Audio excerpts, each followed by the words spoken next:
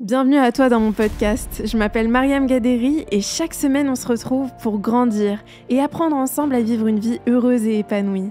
Ici on parle de développement personnel avec des invités inspirants qui ont des histoires à raconter et de la sagesse à partager en masse. Si tu cherches des idées, des outils ou de l'inspiration pour reprendre le pouvoir sur ta vie et devenir la meilleure version de toi-même, alors t'es au bon endroit. Je te souhaite une très belle écoute. Ok Louise, je suis trop contente que tu sois là. Merci aussi d'être venue, c'est trop cool. J'aimerais bien qu'on commence avec une question très simple. Ok. Comment tu vas ? Ah, j'ai cru que tu allais me demander de me présenter. Mon Dieu, c'est tellement mieux. Parce que là, se présenter, c'est vraiment l'enfer. Ça paraît le truc le plus je déteste simple, qu'on mais c'est tellement dur. Oui, là, moi aussi. Qu'est-ce que je dis ? Est-ce que je dis ce que j'aime ? Est-ce que je dis ma carte d'identité ? Enfin bref. Ouais. Comment je vais ? Je vais très bien. Je suis très contente d'être à Paris. C'est vrai ? Ce n'est pas ma ville. Si, c'est ma ville parce que j'ai grandi à Paris. Je suis une vraie Montmartroise parce que j'ai grandi pendant 21 ans à Montmartre. J'adore Montmartre. Oh, c'est trop bien. Oui, une vraie Montmartroise. Donc j'ai un peu l'impression de revenir à la maison et en même temps ma nouvelle maison c'est Marseille. Donc ça fait plaisir de passer ici de temps en temps et de faire ça avec toi et de rencontrer plein d'autres gens. C'est trop bien. C'est trop bien. Et dis-moi alors, j'aimerais bien que tu nous racontes un peu comment t'en es venue à t'intéresser au développement personnel. Qu'est-ce qui a fait que dans ton parcours à un moment donné t'as décidé de te recentrer sur toi, de faire des introspections, de mieux te connaître. Je sais que tu as un parcours qui est hyper riche, mais je me suis dit, qu'est-ce qui a fait que dans ton parcours, tu t'es intéressée à ça ? En fait, c'est marrant parce que ça j'y ai pas pensé depuis longtemps, mais à 14 ans, je disais que je voulais être psy. Et je disais à mon psy que je voulais être psy, tout en sachant que vu ma personnalité et mon côté aussi artiste, et j'ai toujours su aussi que j'allais être comédienne d'une manière ou d'une autre, que j'allais être dans la lumière, en fait, d'une manière ou d'une autre. Je savais que j'allais pas être une psy classique, en fait, quelque part. Donc, et finalement, aujourd'hui, quand j'y pense, c'est exactement comme ça que ça se fait aujourd'hui. Mais, et là où je suis un petit peu plus rentrée dans le sujet, on va dire, c'est qu'à 20 ans, je suis rentrée en thérapie. Mon motif de consulte, c'était que je n'arrivais pas à monter sur scène. Donc, je sentais qu'en moi, je sentais que j'avais du talent, je vais oser le dire, et puis quelque chose à donner, et puis un vrai univers, et je le voyais autour de moi que j'avais ce truc-là, cette folie-là, mais en cours de théâtre ou autre, j'étais complètement bloquée et je me sabotais énormément en fait. Donc je suis rentrée en thérapie à 20 ans pour ça, j'ai tout de suite très rapidement fait de la thérapie de groupe, dont on parle beaucoup moins en fait, on parle jamais de ça. Pas beaucoup de ça. Donc, je suis allée, et c'est ça qui m'a donné envie de faire mes retraites aujourd'hui, dans des week-ends de thérapie de groupe. Quand j'y pense, non, mais j'ai les images en tête parce que c'est vraiment, on assiste à des scènes qui sont dingues en fait, qui sont dingues dans le premier sens et le second sens du terme, qui sont hallucinantes de vérité, de réalisation, de conscientisation, de dépassement de soi, de aha moment, tu vois, comme dirait Oprah, et en même temps des scènes folles en fait, folles dans le sens de libération émotionnelle très forte, tu vois, où on avait des batakas, tu vois, c'est quoi des batakas ? Une bataka, c'est une sorte de batte de baseball en mousse. Ouais. Et on tapait sur des coussins, tu vois, pour sortir sa colère, sa rage, sa détresse. Wow. Tu vois, on allait très loin. Je pense que mon thérapeute et toute l'équipe, ils avaient des approches, c'est même pas je pense, c'est je sais qu'ils avaient des approches qui étaient un peu controversées, tu vois, déjà à l'époque, parce que donc, c'était quand même il y a 15 ans. Donc aujourd'hui, mental health, tout ça, TikTok, machin, c'est très démocratisé, mais à l'époque, il y a 15 ans, mais clairement, j'étais une ovni pour tous mes potes, tu vois, de 20 ans. Et déjà, j'étais seule de 20 ans à être dans ces groupes-là. Ils avaient tous 40 ans, en crise de la quarantaine. Sérieux ? Oui, aujourd'hui, moi, je fais des groupes comme ça, donc avec des femmes et quand même assez différents. Mais c'est vrai que les âges sont très mélangés. Il y a des femmes de 22 ans, des femmes de 65 et tous les âges au milieu. Mais à l'époque, j'ai l'impression qu'en tout cas, j'étais tout le temps la plus jeune, quoi, à 20 ans, 21 ans. Donc, c'était assez drôle parce que j'étais en même temps admirative du travail des thérapeutes et je me disais mais waouh, c'est ça que je veux faire plus tard, ils sont tellement pertinents et je pense que je les ai observés et ils étaient beaucoup, ils étaient parfois une dizaine en face de nous, on était des gros groupes et on faisait du psychodrame, on faisait voilà, de la libération émotionnelle, on faisait des planches beaucoup plus analytiques, on faisait de la gestalt thérapie, on faisait de la danse, on faisait des trucs qui s'apparentaient beaucoup au théâtre aussi. Enfin, on faisait tout un tas de trucs, quoi, mais c'était très intense, très fort. Et je me souviens qu'à l'époque, ils disaient, en groupe, on gagne 6 mois de thérapie individuelle, quoi. Ça, c'est dingue. Et c'est vrai, enfin, et je dirais même que c'était plus que ça, tu vois. Moi, je ressortais, j'étais vraiment genre, ok, à part Disneyland Paris, je n'ai jamais rien connu d'aussi dingue, vrai, tu vois. c'est enfin, fou. Vraiment, je me disais, à 20 ans, je me disais, mes 2 trucs préférés au monde, c'est Disney et les groupes de thérapie, quoi. Enfin, c'était dingue. vraiment genre les 2 trucs qui m'avaient fait le plus vibrer, quoi. Ouais. Et j'en ai fait, et j'ai continué ma thérapie aussi en individuel. Et au bout de 2 ans, j'ai décidé de me former en psychosomato-analyse et en coaching. Et c'est marrant, encore une fois, parce qu'à l'époque, j'aurais jamais pensé vraiment pratiquer, en tout cas en individuel, j'aurais jamais pensé avoir un cabinet, etc. Je me formais vraiment par passion, quoi. Et ça, les gens le savent pas. Ils pensent que j'ai été comédienne pendant 10 ans et qu'après, je me suis reconvertie, tu vois, pendant ma trentaine. Mais en fait, à 22 ans, j'étais en formation... Enfin, oui, c'est ça. À 22 ans, j'étais en formation psychosomato, tu vois. Oui, parce que ça te passionnait. Et parce que ça me passionnait. Je captais rien, parce que j'avais 22 ans. Tu vois. Je captais nada. Mais il y avait des choses que je captais quand même à mon petit niveau. Mais je me souviens qu'ils nous demandaient de lire Freud et tout. Mais il n'y a rien de plus imbitable que Freud. Enfin bref. Et je suis sûre qu'aujourd'hui, si je refaisais cette formation, je le comprendrais tout à fait autrement et tout. Mais je le comprenais avec ce que je pouvais comprendre. Et je pense que j'avais quand même une certaine maturité psychologique, bon, voilà, pour faire ce genre de choses. Bien sûr. Donc, ça m'a passionnée. J'ai fait ça pendant 2 ans. On a eu plein d'intervenants, etc. Enfin, c'était vraiment passionnant. Et à 24 ans, je me suis formée à une autre pratique qui s'appelle le jeu du Tao, que peut-être tu connais. Non. Ça me dit quelque chose. Le jeu du Tao, c'est un vrai jeu de loi. Ouais. Où tu as des dés, des cartes, des petites pierres. Tu passes par le monde du feu, de la terre, de l'air, de l'eau. Enfin, c'est vraiment un jeu, sauf que c'est du coaching ludique. Et en fait, tu es avec d'autres joueurs et c'est gagnant-gagnant. Et les cartes que tu tires, tu vas piocher des questions selon ta quête. Tu vas choisir une quête personnelle. C'est vraiment romancé, mais en fait, c'est une problématique, un désir, quelque chose pour lequel tu viendrais chez le psy. Et au fur et à mesure de ton jeu, tu vas tirer des cartes qui vont te faire des cartes de questions que pourrait te poser un psy, quoi. Tu vois, selon ton niveau d'approfondissement. Tu vois ce que je veux dire ? Tu vas plus ou moins loin selon les mondes que tu traverses. Et les autres personnes autour de la table te font des feedbacks, en fait. Waouh ! Donc, c'est hyper puissant. Ça peut durer des heures. Ça peut se jouer avec des gens que tu connais pas, avec des gens que tu connais, avec ta famille, avec pas ta famille. Enfin, c'est un outil hyper puissant et c'est un outil que j'adorais parce que ça me permettait de au moins me baser sur quelque chose. Parce qu'au début, j'avais pas mes propres outils, j'avais 24 ans et j'ai commencé à faire ça dans des entreprises. J'ai fait ça chez Danone notamment, ça a été mon premier client, ce qui est assez dingue. C'est génial. J'avais 24 ans et j'étais là. Enfin, quand j'y pense, je me dis 24 ans, c'est quand même hyper jeune. Mais moi, je me sentais tellement dans mon élément, tu vois, je me sentais vraiment à ma place, donc c'est vraiment beau, quoi. C'est magnifique. Et ensuite, j'ai fait ça chez des particuliers, etc. Et ensuite, bon, j'ai repris mon truc de comédienne, je suis partie au Canada, j'ai fait du stand-up, du burlesque, j'ai eu une troupe d'impro, enfin, j'ai fait plein d'autres trucs qui n'ont rien à voir. Et j'ai voulu rentrer, voilà, quand j'ai eu 30 ans, parce que tout le long de ma vingtaine, j'ai continué un peu moi-même mon cheminement, on va dire, personnel, quoi.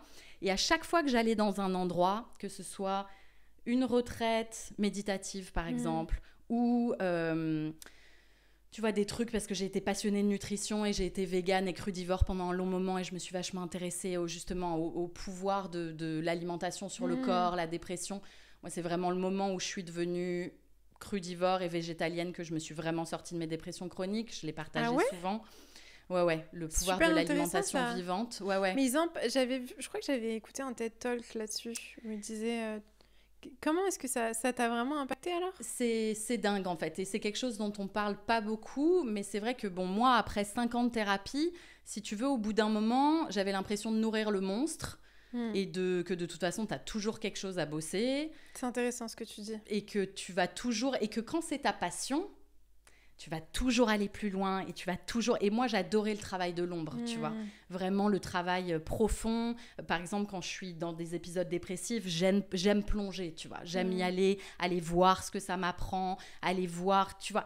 Vraiment, j'ai ce truc-là, tu vois. Et c'est ça qui fait que j'adore mon métier, tu vois, creuser, quoi. Ouais. Sauf que quand tu creuses la merde, ben, tu vas toujours trouver la merde, hein. Ça, il n'y a pas de souci. Et du coup, au bout d'un moment, j'ai déconstruit.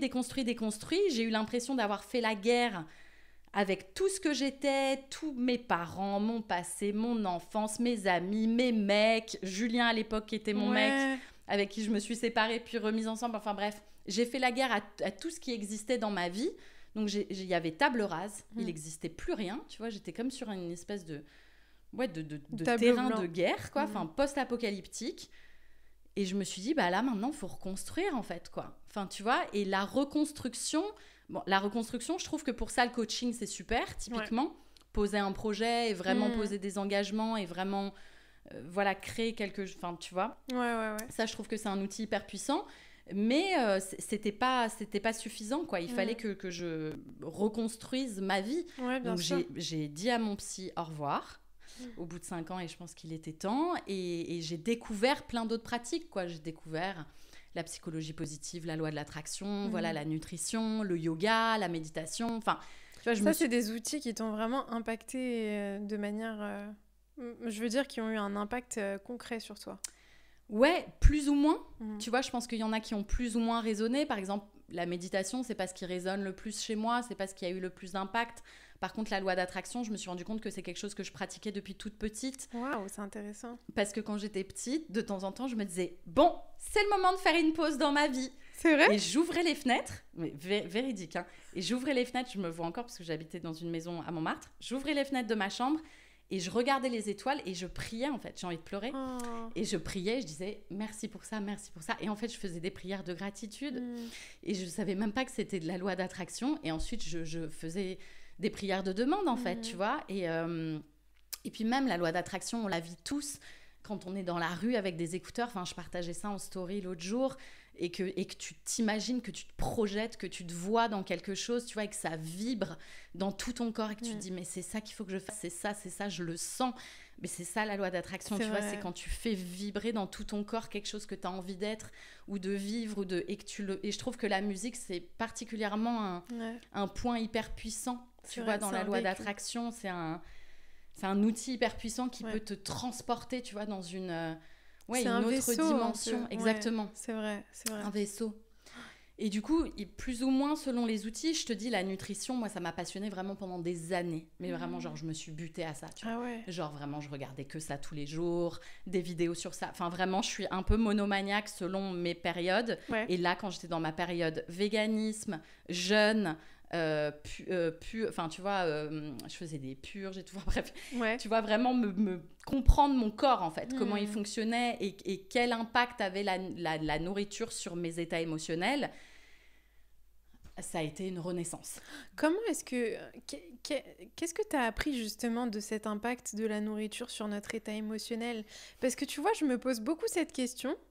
Je me pose beaucoup cette question en ce moment. J'ai l'impression que quand je suis pas consciente de ce que je vais manger ou intentionnelle dans ce que je vais donner à mon corps, j'ai l'impression que parfois je peux vraiment faire baisser mon énergie, que ce soit mon énergie émotionnelle, physique. S'il y avait des choses qu'on pouvait changer, ce serait quoi qui pourrait nous impacter selon toi ? En fait, alors moi, je vous propose de vraiment écouter, parce que ça, on pourrait faire vraiment tout un podcast dessus, c'est une médecine qui est immense, mais je vous propose vraiment d'écouter ce que dit Irène Grosjean. Irène Grosjean, ouais. Bon, j'en parle souvent, et c'est vrai qu'elle est très controversée, et même Thierry Casasnovas, qui m'a beaucoup appris sur les jeûnes, parce que j'ai beaucoup jeûné, j'ai fait des jeûnes courts, des jeûnes longs, et ça a été vraiment mon guide pour les jeunes et comprendre comment fonctionne le jeûne sur le corps. Bon, ces deux-là, je les ai beaucoup écoutés en France, en tout cas. Je vous donne, les Français. C'est vrai qu'ils sont très controversés, c'est vrai qu'ils ont dit de la merde, donc faut pas prendre tout comme le Graal, mais en tout cas, il y a des choses là-dedans, et je pense que particulièrement Irène Grosjean, je la vois comme une philosophe, en fait. Et elle est naturopathe, elle a 90 ans et elle est crudivore, et tu la vois, enfin... Voilà, elle respire la vie. Et en fait, ce qu'elle dit plus ou moins, en 2 mots, c'est manger vivant, c'est manger la vie. Donc vivant, c'est des produits bruts, non transformés, fruits et légumes, enfin voilà, tout ce qui va avec, noix, graines, etc. La vie apporte la vie. Et manger des cadavres apporte la mort, en fait. Et après, bon, tout ça, c'est philosophique, mais après, au niveau de la science, c'est vrai que entre guillemets, le régime, même si c'est pas un régime végétalien, vegan, etc., bon, bah, a eu beaucoup d'impact sur type 2 diabetes, enfin, tu vois, le diabète de type 2, évidemment, les problèmes de poids, enfin, tu vois, tout un tas de problèmes de santé parce que biologiquement, c'est vrai qu'on a plutôt les dents plates, on est plutôt fait comme des pas des herbivores, mais des comment on dit? Pas des carnivores, mais oui des herbivores, c'est ça. Enfin, on descend du singe, quoi. Tu vois, des frugivores, des herbivores, donc voilà, on est censé plutôt en grande majorité manger des bananes, des plantes, des fruits et légumes, des graines, etc. Et en petite quantité, voilà, des produits animaux, en fait, tu vois. Et malheureusement, ça s'est un petit peu inversé et c'est ça qui crée tout un tas de problèmes de santé. Donc ça, bon, au niveau voilà, scientifique, c'est ça. Mais après, au niveau, moi, de mon énergie personnellement, mais j'ai senti qu'en fait, c'est indescriptible, mais qu'au niveau vibratoire, j'étais dans une autre vibration, en fait. Le fait de mettre que des bonnes choses dans mon corps, des choses vivantes, des choses qui m'apportaient de l'énergie, qui n'allaient pas consommer aussi au niveau digestif, parce que le cru, enfin voilà, ou les légumes, ou les smoothies, les jus verts, tout ça, ça se digère tellement facilement. C'est vrai. Déjà, tu perds du poids, tu te sens plus légère, tu as plus d'énergie. Donc, tu n'as pas toute ton énergie qui passe à digérer des trucs qui sont lourds, qui sont toxiques, qui sont compliqués à digérer pour ton corps. Donc, je pense qu'au niveau énergétique, et puis d'arrêter de manger du sucre raffiné, tu vois, au niveau émotionnel, ça m'a vachement, en fait, donné une constance d'énergie et une clarté d'esprit, particulièrement le jeûne aussi. Ah oui. Ça m'a fait le jeûne, c'est une vraie médecine, tu vois, pour... Tu te sens vraiment purifiée, en fait. Mais c'est plus que corporellement. Ouais, c'est ça. Tu vois, c'est vraiment... Enfin, moi, j'ai eu des vraies révélations, des vrais moments de joie, des vrais moments de grâce, des vrais moments... divin, tu vois, avec le jeûne, quoi, parce que je peux pas t'expliquer ce qui se passe, mais le fait que en fait tu te manges toi-même. En fait, tu continues de manger parce que tu manges tes graisses, mais je sais pas, il y a quelque chose au niveau nettoyage énergétique, nettoyage émotionnel, nettoyage physique. Tout ça est évidemment entremêlé, quoi. Enfin, donc quand tu te nettoies vraiment physiquement, même les purges. C'est très puissant au niveau clarté d'esprit, émotionnel et tout, parce on peut être embrouillé un peu avec tout ce qu'on absorbe à la fois dans nos yeux, mais aussi dans notre bouche, quoi, au quotidien. Oui, on absorbe à tous les niveaux, même. C'est ça. Ouais, c'est vrai. Et de faire pause, en fait, d'arrêter tout. Enfin, tu vois, c'est un peu le jeûne, c'est stop.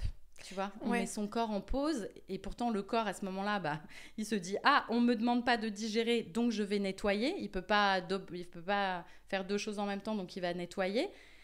Et putain, quand il nettoie, tu sens que ça nettoie à tous les niveaux, en fait. C'est exactement ça. Mais c'est très puissant. Et je m'en vais faire une retraite de jeûne et randonnée là, de 6 jours le mois prochain. Donc, je reprends un peu cette pratique-là. Je suis très contente. Ouais. C'est trop bien. C'est vraiment très puissant. C'est vraiment une pratique presque spirituelle, en fait. Au-delà de... De toute façon, le corps et l'esprit sont liés. Hein. Enfin, je pense. Moi, c'est comme ça que je vois les choses. Et du coup, parce que je me posais la question, dans ton parcours, donc tu commences à te former avec le coaching. J'ai trouvé ça super intéressant récemment, parce que là, tu vois, t'en parlais du fait que ce qui t'a déclenché d'aller en thérapie, c'est le fait d'avoir du mal à monter sur scène. Déjà, est-ce que tu peux nous raconter un peu comment ça s'est passé quand t'es remontée sur scène? Et récemment, je voyais dans tes stories, tu parlais du fait d'aller sur scène, de te lâcher, de lâcher prise et d'être vraiment toi-même. J'ai trouvé ça super inspirant. Ça m'a beaucoup parlé parce que je pense que je me reconnais aussi là-dedans, dans le sens où j'ai encore cette peur de monter sur scène, de parler en public, etc. Mais ouais, j'aimerais bien que tu nous en parles. Comment est-ce que ça a changé aujourd'hui? Comment est-ce que tu te sens quand tu montes sur scène? Et qu'est-ce que tu as appris sur toi en montant sur scène? Bah, moi, là, ce que j'ai envie de te dire, c'est, en tout cas pour moi, il n'y a pas eu de quick fix. Ouais.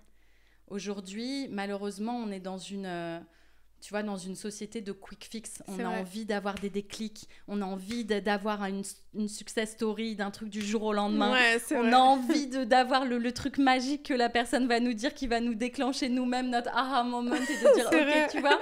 Et je sais que c'est pour ça que les gens écoutent des podcasts, mais malheureusement, je dois vous dire que ça ne sera pas le cas. Non, mais c'est vrai, j'ai l'impression que c'est un travail tellement sur le long terme et surtout tellement sur d'autres aspects. Parce que moi, quand je suis arrivée chez le psy et que je lui ai dit ça, il m'a dit « Ok, très bien, ça, on le met de côté. Parle-moi de tes parents. » Enfin, tu vois, parce que forcément, ça vient de quelque part. Enfin, tu vois, il faut aller creuser ailleurs. Donc, en fait, parfois, on se focus là-dessus en se disant « J'arrive pas à monter sur scène et donc il faut que je monte sur scène ou comment je peux... » Mais en fait, c'est pas ça. C'est ton image de toi, ta comparaison, ton estime de toi, ta confiance en toi, comment tu te vois dans le regard de l'autre et comment tu projettes ton propre regard de toi-même dans le regard des autres en disant le regard des autres. Mais le regard des autres, on sait très bien qu'il n'existe pas. D'ailleurs, c'est toi qui as fait une vidéo là-dessus récemment en disant le regard des autres, c'est notre propre regard qu'on projette dans le leur. Oui. Ouais, c'est vrai ce que tu dis. C'est intéressant que tu dises que le regard des autres n'existe pas, en fait. C'est... Ce qu'on voit dans moi, je commence mes stages en faisant du eye gazing. Tu vois ce que c'est le eye gazing ? C'est une pratique, c'est la première pratique du tantra, c'est regarder l'autre dans les yeux sans parler pendant un long moment, en silence. Wow. Moi, j'appelle cet exercice « l'autre, c'est moi ». On n'est que des miroirs les uns des autres. Tu vois ce que je veux dire ? Donc, tu vas voir, enfin, je vais voir dans ton regard ce que je pense de moi-même. Tu vois ce que je veux dire ? C'est trop vrai. Et je l'ai vu parce que quand j'avais pas confiance en moi, j'étais complètement parano du regard des autres, à me dire... Déjà, j'avais l'impression que les gens me regardaient tout le temps. Mais ça, en fait, c'était mon propre désir. Je me suis rendu compte que quand mon psy m'a dit « Mais en fait, c'est ton fantasme », dans le sens « C'est ce que toi, tu souhaites », j'ai dit « Ah, c'est pas faux ». En fait, les gens s'en battent les couilles. Donc, première chose, les gens s'en battent les couilles, faut le savoir. Et tout le monde est concentré sur soi-même. Et deuxièmement, je vois bien que le regard des autres que je voyais avant dans ma vingtaine n'est plus du tout celui que je vois aujourd'hui. Et je suis sûre que c'est pas seulement parce que j'ai changé, mais parce que j'ai surtout changé mon regard sur moi-même. Tu vois ce que je veux dire ? Ouais, je vois ce que tu veux dire. Donc, pour répondre à ta question sur la scène, je pense que c'est tout ça que ça mettait en lumière. Son autorisation, moi aussi, il faut quand même le préciser que mon père est connu dans ce domaine-là et que du coup, même s'il n'a jamais fait de théâtre, ça ajoutait une dimension forcément aussi. Donc, c'est tout ce merdier-là qu'il fallait dénouer. Et récemment, donc 15 ans après, je me retrouve sur la tournée de Bliss Stories, qui est un podcast de maternité, qui a donc créé un spectacle interactif et hybride autour de ce podcast où on est plein à intervenir. Et elle nous a donné carte blanche. Et du coup, je me suis retrouvée à faire 15 minutes de ce que je voulais sur scène. Et du coup, je me suis éclatée à faire un mélange de mes retraites, faire méditer les gens, les faire danser, les faire rire, les faire pleurer, etc. Et c'est là que... Et c'est aussi avec la pratique. Tu vois, c'est aussi avec les 2 tournées qu'on a faites. On a fait 2 Trianon, on va faire l'Olympia le 8 mars. Waouh, c'est génial. C'est dingue. C'est aussi simplement avec la pratique de se confronter au truc qu'on s'améliore. Mais j'ai envie de dire, c'est à la fois un travail intérieur de longue haleine, en tout cas pour moi, et la confrontation à la matière. Tu vois ce que je veux dire ? Parce que longtemps, moi, dans ma vingtaine, j'ai beaucoup travaillé l'intérieur et en fait, j'ai été dans mon féminin, quelque part, c'est-à-dire introspection, émotion, tu vois, intuition, analyse aussi, et formation, tu vois. Donc, j'ai vraiment construit mon monde intérieur pour ensuite, tu vois, transformer à l'extérieur. Mais tu vois, tout le monde a une démarche différente. Tu vois, il y en a qui transforment à l'extérieur et qui après, tu vois, se disent « Ah merde » et qui réfléchissent. Tu vois, et il y en a d'autres qui ont besoin de, tu vois, moi, j'avais besoin de ça, quoi. J'avais vraiment besoin de... Je vois ce que tu veux dire, Tu vois ce que je veux dire ? De travailler sur moi avant de me confronter au monde, quoi. Totalement. Même si je me confrontais au monde quand même, on peut pas rester enfermé chez soi, mais... Mais je vois ce que tu veux dire, parce que j'ai des phases comme ça parfois où je me dis c'est intéressant. Il y a des moments où je sens que j'ai besoin de me être un peu reclus avec moi-même et fortifier ce monde intérieur. Et dans ces moments-là, je sens que je peux pas... En tout cas, je peux pas autant me confronter à l'extérieur que ce qu'il faudrait, entre guillemets. Et ouais, non, je trouve ça super intéressant ce que tu dis, surtout sur le fait qu'en fait, c'est toujours une question d'image de soi, d'estime de soi qui nous est reflétée, en fait, à ce moment-là. Et particulièrement quand on fait de la scène, c'est ça plus 1000, en fait. Ça, donc, c'est ça que ça vient nous chercher là-dessus et c'est ça que ça nous apprend à travailler, quoi. Parce que t'as 1000 regards sur toi ou t'as 100 regards sur toi, peu importe. Et comment tu prends ta place là-dedans ? Comment tu assumes cette place de dire « je mérite ». Je prends mon temps, parce que moi j'étais une locomotive. Quand je faisais du stand-up au Canada, je faisais mes sketchs, t'avais même pas le temps de rire, tu vois, c'était brrr, tu vois, j'enchaînais pour vite que ça se termine parce que je voulais surtout pas qu'il y ait de blanc ou de bide ou quoi. Mais maintenant, c'est l'idée comment je prends ma place, comment je prends mon temps, comment je me dis que je mérite ça aussi. Enfin, tu vois, c'est un truc de mérite, de légitimité. Enfin, tu vois, ça vient toucher plein de choses, la scène. Bien sûr. Donc, tu vois, pour moi, c'était tous ces domaines-là que ça venait refléter, quoi. Ouais. Comment, justement, on se sent plus légitime à prendre de la place et à prendre sa place ? Parce que j'ai l'impression que pour la plupart des gens, moi y compris, on se sent pas... instinctivement légitime à prendre de la place ou à prendre une place dans un domaine qui nous plaît. On a souvent tendance à avoir ce syndrome de l'imposteur ou en tout cas à se sentir pas légitime d'être là. Pourquoi est-ce que ce serait moi ? Pourquoi est-ce que moi je me mettrais devant toutes ces personnes et je prendrais de leur temps, de leur attention ? Comment est-ce que tu vois les choses à ce niveau-là ? Tu vois, le truc qui me vient là, c'est si tu sais que tu dois y être au fond de toi et que tu le sens, mais que tu ne te l'autorises pas, tu prives les autres. Tu prives les autres de ton expérience, de ton... En fait, c'est ton don. C'est très vrai. C'est ton talent, c'est vraiment ce que tu as à offrir. Et c'est ça qui était compliqué dans ma vingtaine parce que je sentais que j'avais une espèce de... Enfin, je disais que j'avais une espèce de malédiction parce que je sentais que j'avais un devoir de le faire, d'être sur scène et de faire tout ça, mais c'était dur. Tu vois, j'y arrivais pas, quoi, clairement. Ouais. Mais donc ça, c'est le premier truc qui me vient et de dire...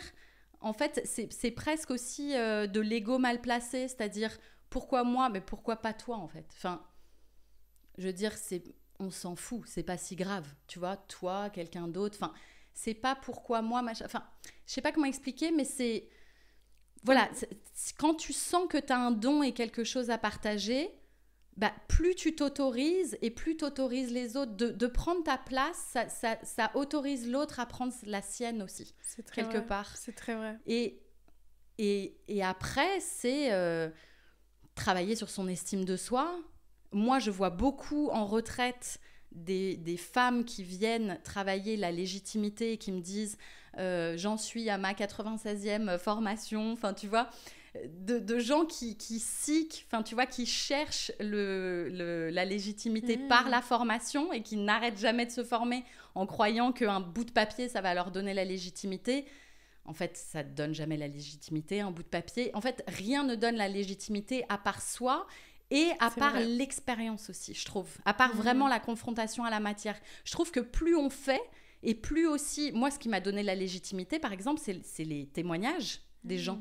Tout simplement, en fait. Enfin, tu vois, ça vient de soi, mais ça vient aussi de quelle expérience en a le monde de ce que je fais. Ouais, c'est très vrai. Et aussi le fait que tu accumules des victoires ou des preuves, parce que juste le fait d'essayer, c'est une victoire en soi, peu importe comment ça se passe.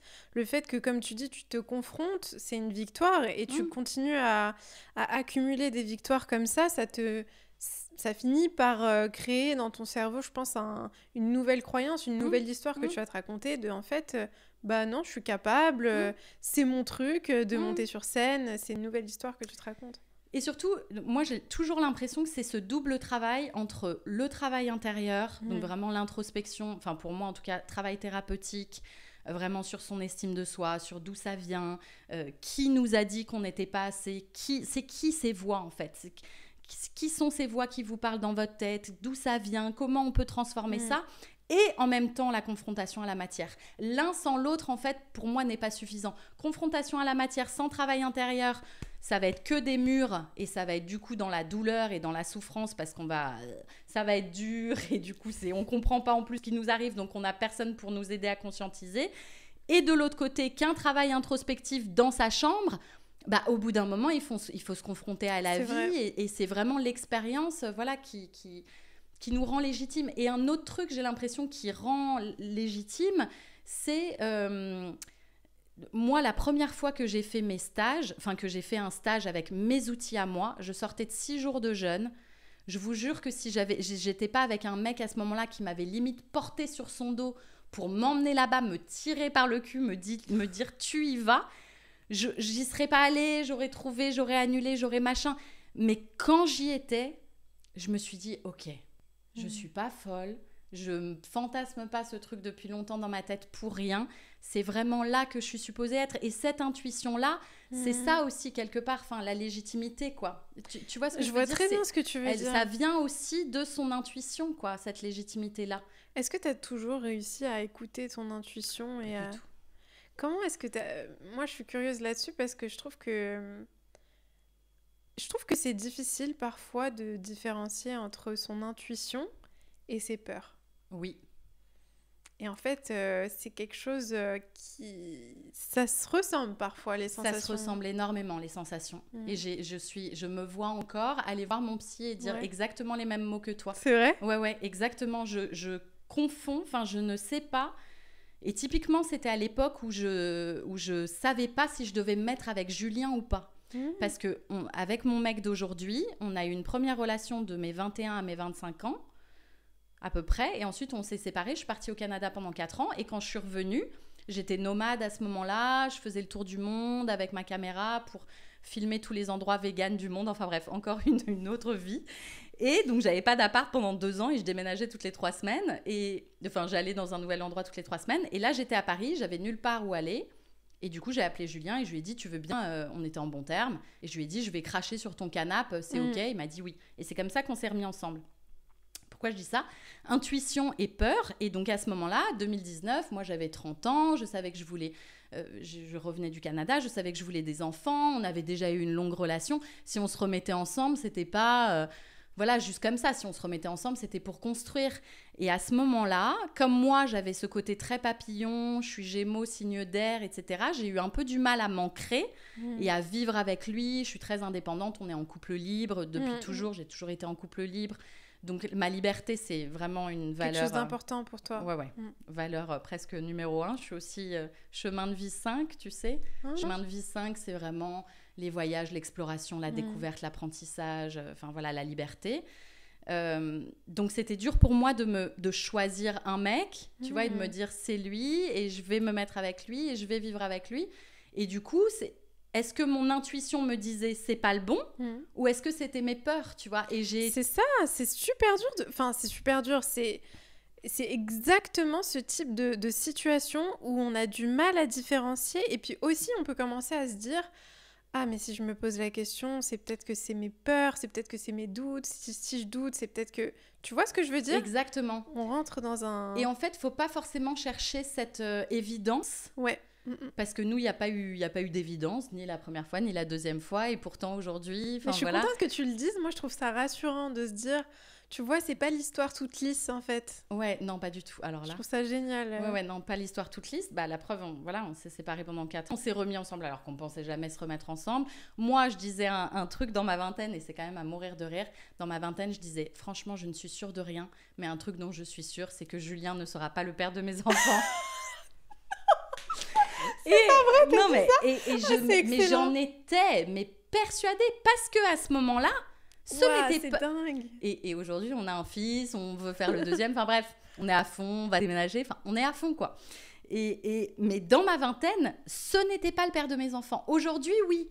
Mais tu vois, les gens changent aussi, dans une certaine mesure, et s'ils ont bien envie. Et évidemment, personne ne va changer personne. Mais en tout cas, à 20 ans, non, c'est sûr que dans cette relation dans laquelle on était, personne n'allait faire des enfants avec personne. Mais aujourd'hui, oui. Donc non, ça n'a pas été évident. Et pour revenir à cette question de voilà, de peur et d'intuition. Moi, j'ai fait des séances à ce moment-là avec une chamane psychothérapeute qui s'appelle Ghislaine Duboc, que tu dois connaître. Je l'adore. Que j'adore. Je l'adore, elle est géniale. Elle est géniale. Je l'ai invitée sur le podcast. Ça m'étonne pas. Et elle est géniale et vous pouvez la retrouver sur Instagram, YouTube, TikTok, etc. Et elle poste des vidéos tous les jours. D'ailleurs, franchement, chapeau de poster des vidéos tous les jours. Et elle est absolument géniale en thérapie et je ne peux plus vous dire ce qu'elle m'a dit, etc. Mais en tout cas, je pense que c'était ce choix entre est-ce que tu fais des choix par peur ou est-ce que tu fais des choix par confiance? Les gens, ils disent souvent, est-ce que tu fais des choix par peur ou est-ce que tu fais des choix par amour? Mais je trouve que le mot amour est tellement galvaudé qu'on ne sait même plus ce que ça veut dire. Est-ce qu'on parle d'amour romantique? Enfin bon, on ne sait plus. Vrai. Donc, elle m'a dit, est-ce que tu fais des choix par peur ou est-ce que tu fais des choix par confiance? Enfin, je ne sais pas comment dire. Un peu, enfin, moi, j'aime bien le mot... faith, tu vois, le mot foi. Mais oui, je vois que confiance, c'est un mot fort. C'est une confiance en ce que en toi, en ce que tu vas vivre. C'est ça. Et je pense que si j'avais suivi mes peurs à ce moment-là, parce que moi, je me disais, mais est-ce qu'il ne faudrait pas que j'aille me former en Inde? Enfin, tu vois, toujours à fuir, quoi. La meuf, elle veut toujours partir en voyage. Mais je ne le voyais pas. Pour moi, j'étais là, mais ça se trouve, c'est ça mon chemin de vie. Et je vais aller me machin et tout. Pourquoi je vais me... Et je me souviens que mes potes aussi m'ont dit, mes potes qui étaient en couple, qui sont beaucoup plus vieux que moi, m'ont dit, tu sais, tu vas apprendre 1 milliard de fois plus en restant chez toi, avec ton mec, à apprendre à vivre avec un mec, chez toi, dans le quotidien d'un couple, que encore repartir. C'est facile. C'est tellement vrai. C'est facile de partir en Inde, c'est extraordinaire, t'as des révélations, tu fais de la méditation tous les jours, tu rencontres des gens extraordinaires, t'as des maîtres et tout. Mais c'est du petit lait pour nous, pour des personnalités comme nous. C'est du petit lait, c'est finger in the nose. Non, par contre, ce qui est challenging, c'est de rester chez toi, de te regarder, parce que c'est facile d'être zen aussi seul. Mais quand tu commences à être en relation, c'est trop vrai. Là, ça te met dans ta gueule toutes tes névroses que t'as pas réglées, tous tes trucs que t'as pas réglés, puisque toi t'étais bien comme ça tout seul, mais en couple t'as tous tes trucs que t'as pas réglés. Rajoute un enfant, t'imagines même pas la couche en plus de trucs que t'as pas réglés, bon bref. Et alors un deuxième, j'imagine même pas, enfin bref. Et je me souviens que c'est mon meilleur ami qui m'a dit ça, et à ce moment-là je me suis dit putain, il a raison, il faut que je m'ancre. Ouais. Il faut que je me confronte à ce truc-là que je fuis depuis X années en étant nomade, machin, en ayant 1 milliard de métiers, en choisissant tout et rien, en faisant pas vraiment de choix, etc. et en papillonnant, en gros. Pas pour rien que j'ai le papillomavirus, hein, quand même, j'en ai parlé récemment. C'est quand même un truc de quand on va papillonner, quoi. Ouais. Et donc, je me suis ancrée, quoi. Et c'est clair que j'ai 1000 fois plus... Et c'est vraiment... J'ai senti qu'à ce moment-là, j'ai planté mes racines loin. Et en fait, c'est à ce moment-là que j'ai jamais été aussi heureuse. Mon business a explosé. Enfin, tu vois, j'ai commencé à faire des retraites. Ça a hyper bien marché. Mon compte Instagram a pris. J'ai commencé à faire de l'influence. Je suis tombée enceinte. On a déménagé à Marseille. Enfin, tu vois, tout a fleuri du fait que j'ai osé, tu vois, planter mes racines. Donc, parfois, nos peurs... est-ce que c'est le bon, machin, ah oui, mais machin. En fait, ce n'était pas de l'intuition, mais c'était des peurs. Mais bon, je peux pas vous donner une réponse toute faite. Pour moi, ça a été de chercher, de faire des consultations, de parler à mes amis qui me connaissent et d'attendre, de pas trop. Je me souviens qu'aussi, moi, j'étais genre, on s'engueule, on se sépare, quoi. Ça, je pense, c'est un mécanisme de protection, de défense, un peu. Parce que beaucoup de gens font ça, tu vois. Voilà, et de fuite. Et de fuite, ouais, parce qu'on a tellement mal sur le coup qu'on veut juste se protéger. Ça s'arrête. Exactement. Et ma sœur, elle m'a dit, mais tu vas pas te séparer à chaque fois que tu t'engueules, hein. Parce que je lui avais dit, on veut un enfant. Elle me dit, mais quand t'as un enfant, tu te sépares. Donc, voilà, pour moi, tu vois, tout ça faisait partie un peu de la même époque et du même... Tu vois, du même questionnement, quoi. Ouais, je vois ce que tu veux dire. Justement, t'es devenue maman récemment. Qu'est-ce que ça t'a... il y a 2 ans bientôt, quand même. Ouais. Mais il est trop mignon, Néo. Qu'est-ce que ça t'a appris sur toi de devenir maman ? Qu'est-ce que ça t'a appris que tu ne savais pas ou dont t'étais pas consciente sur toi-même ? C'est drôle parce que j'entends souvent, tu vois, ce discours, justement, que... La maternité m'a bouleversée, je me suis révélée quand je suis devenue maman, Je me suis rencontrée en étant maman. Ça a été une naissance pour moi aussi. Tu sais, j'entends... En tout cas, dans le micro-milieu, tu vois, des mamans ou quoi, c'est beaucoup ça qu'on entend. Et en fait, moi, j'ai pas ressenti ça. Alors, est-ce que c'est parce que, justement, j'avais passé 10 ans à faire ce travail et du coup, bon, quand même, à ce stade-là, je savais un peu qui j'étais, ce que je voulais, tu vois, tout peut-être ce qu'elles vivent, elles, en ayant ce choc, justement, émotionnel de devenir maman, c'était un travail que j'avais déjà fait en amont. Moi, tout le truc a été assez naturel. Je me suis vraiment plutôt pris des grosses claques dans ma gueule sur tout ce dont personne ne m'avait... Enfin, j'avais jamais entendu le baby clash, tu vois. Quoi, baby clash, c'est l'explosion du couple à la naissance d'un enfant. Le couple, il prend... Enfin, nous, en tout cas, notre couple, il a pris cher, mais je me suis posé la question là-dessus parce que je me suis vraiment demandé comment est-ce que... Enfin, le couple peut plus vraiment être exactement comme avant. J'imagine que ça fait un énorme changement quand un enfant arrive. Ouais, ça fait un énorme changement. Nous, il y a eu beaucoup de conflits, beaucoup de disputes, En fait, le truc qui est compliqué, c'est que un bébé, ça te bouleverse au niveau pratique parce que tu as 1 milliard de choses à faire tout d'un coup, ta charge mentale, elle devient immense, longue comme l'univers, t'en peux plus. Physique, parce que ton corps, tu le reconnais plus, t'as mal partout, t'as des hémorroïdes, t'as le trouble en chou-fleur, t'as les seins, les tétons en feu, t'as le ventre comme ça, t'as des vergetures partout, tu te reconnais plus. Émotionnellement, t'as ton cœur qui explose, t'as jamais aimé autant, mon Dieu, et cet être, et alors je suis responsable et machin. Spirituellement, mon Dieu, et la mort, et je sais pas quoi. Et ton couple, oh là là, mais j'ai plus de libido, et mon vagin, il est je sais pas quoi. Enfin, tu vois ce que je veux dire.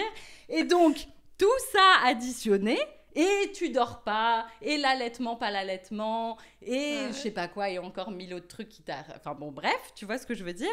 Et dans ta tête, et ceci et cela... Comment tu veux que ton couple, t'es tellement dans un état de mindfuck, mais genre, c'est puissance lunaire. 1 milliard. Puissance 1 milliard, et ton mec aussi, et en dette de sommeil, de ouf, que tu peux, pas que tu peux que t'engueuler, mais en tout cas, nous, on s'est engueulés grave, et surtout, on s'engueulait, on se refilait tu vois ce que je veux dire. Non mais moi je l'ai gardé pendant 47 minutes. Non mais attends, toi t'as dormi 33 minutes. Non mais et toi t'as dormi 23 minutes enfin tu vois, et tu comptes, et tu commences à compter les points en fait. Tu vois. Et t'as envie d'avoir du relais en fait. Ouais, c'est ça. Tu vois, et dans nos sociétés individualistes où on a 1 mois de congé paternité, 2 mois et demi de congé maternité, donc autant te dire c'est que dalle. Et encore, nous on a eu la chance que Julien prenne 18 mois. Julien il a pris 18 mois de congé paternité, donc c'est comme ça que j'ai pas fait une dépression postpartum. C'est comme ça que ça s'est dans l'ensemble plutôt bien passé. Mais c'est pour ça que les couples explosent. Je crois qu'il y a 1 couple sur 4 qui explose la première année. Donc nous, on s'est promis de pas se séparer la première année parce qu'on avait cette donnée-là. Mais même si on avait cette donnée-là, on pensait pas ce serait aussi dur. Que ce serait aussi dur et que la libido en prendrait. Enfin, moi, j'appelle toujours ça la libido-do, quoi. Parce que tu préfères dormir pendant, tu vois, à l'infini, jusqu'à que tu récupères en sommeil. Ton choix numéro 1, enfin, notre choix numéro 1, c'était toujours soit dormir, soit avoir du temps pour soi aussi. Tu sais, geeker 5 minutes. Ce plaisir, c'est je veux juste 5 minutes, c'est de poser mon cerveau. De poser mon cerveau, d'être allongée, d'être seule, tu vois. Donc... Mais c'est important d'en parler, c'est bien de mettre de la lumière sur ça, parce que je suis sûre qu'il y a tellement de couples qui vivent ce genre de choses, mais qui peut-être qui ont honte d'en parler ou qui ont du mal à, tu vois, à s'ouvrir là-dessus. Bah ouais, et moi, ce que j'ai vu, c'est que plus je parlais justement de tout ça, et plus les gens me disaient « Oh là là, merci, je me sens moins seule et tout, tu vois ?» Et donc, au final, j'ai continué à avoir de moins en moins de filtres, etc. Parce que je me disais, moi, ça me fait du bien parce que ça me décharge et ça me fait plaisir de poser des mots, que ce soit par écrit ou d'en faire une petite vidéo parce que j'adore le storytelling et tout. Je trouve ça rend le truc créatif et c'est chouette. Et en même temps, je voyais que je me sentais moins seule, les autres se sentaient moins seuls et on se donnait des conseils, quoi, tu vois. Je dis toujours que j'ai l'impression d'avoir 80 000 copines mamans et que dès que j'ai une question, mais comment on fait ça ? Bah, les meufs, elles sont super expérimentées, elles me donnent tous les bons tips et tout, c'est trop bien. C'est trop bien. Donc, franchement, c'est génial. Et là, vous allez peut-être en faire un deuxième. Bah, on a envie, en tout cas. Je sais qu'on ne fait pas un enfant et qu'on accueille un enfant et qu'il vient s'il a envie de venir et que s'il y a une âme qui est... voilà, là-haut et qui choisit de s'incarner, ce sera le plus grand bonheur. Mais oui, et on sait qu'on va prendre cher fois 1000. One is one, two is 20, comme on dit en anglais. Donc, mais ouais, dans l'idée, pourquoi pas. Et du coup, je suis curieuse de savoir comment est-ce que... Parce que, comme tu l'as dit, quand tu as un enfant, ton corps change, tout change. Enfin, il y a tellement de choses qui sont bouleversées dans ta vie. Comment est-ce que toi, ta relation à ton corps, elle a changé ? Est-ce que tu peux nous parler de ça ? Parce que j'ai l'impression que c'est un sujet qui est quand même super important pour les femmes de façon générale. De façon générale, la relation au corps pour les femmes, c'est un vrai sujet. Mais toi, comment est-ce que tu l'as vécu ? Parce que c'est la première chose qui m'a marquée dans ton contenu, c'est que tu étais très ouverte sur ce sujet. Tu parles dans certaines publications de pas mal de choses reliées à ton corps, comment ton corps a changé. Enfin voilà, tu vois, le fait d'être enceinte, de porter la vie. Comment est-ce que ça a changé pour toi Je pense que justement, ce que je disais sur ce post, il y a un post que j'ai fait où je suis enceinte de 5 mois et 3 mois postpartum et j'ai exactement le même ventre. Et c'est tout à fait normal. Et ce que je raconte dans ce post, c'est que je pense que notre rapport au corps, il vient beaucoup de notre mère. En tout cas, c'est ma croyance. Et que je pense qu'une grosse partie du fait que je me sens quand même globalement bien dans mon corps et globalement quand même très à l'aise, ça vient de ma mère, du fait qu'elle, je ne l'ai jamais vue faire de régime. Je l'ai jamais vu se regarder et mal se parler. Je l'ai jamais vu ne pas aimer son corps. Je l'ai jamais vu se faire des remarques. Enfin, je l'ai jamais vu. Enfin, je l'ai toujours vu à l'aise en fait.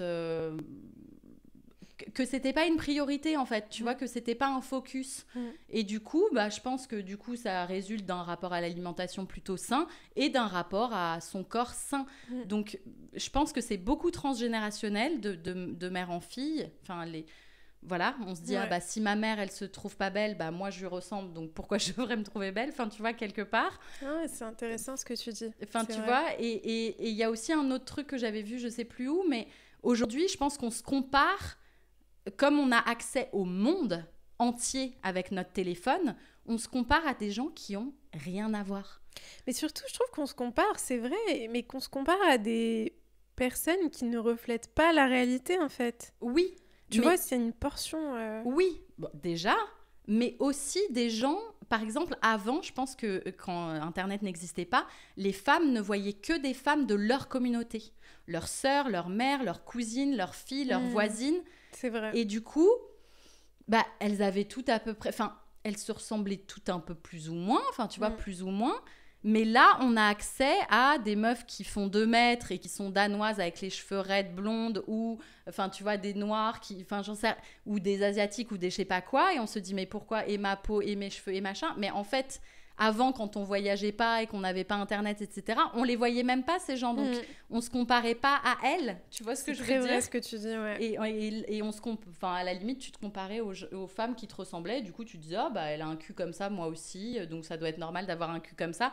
Tu disais pas, mais elle a un cul comme ça. Donc, moi, j'ai un cul comme ça. Tu vois ce que je veux dire ? C'est vrai. Donc là, comme on a accès au monde entier et qu'en plus, les 3/4 des femmes...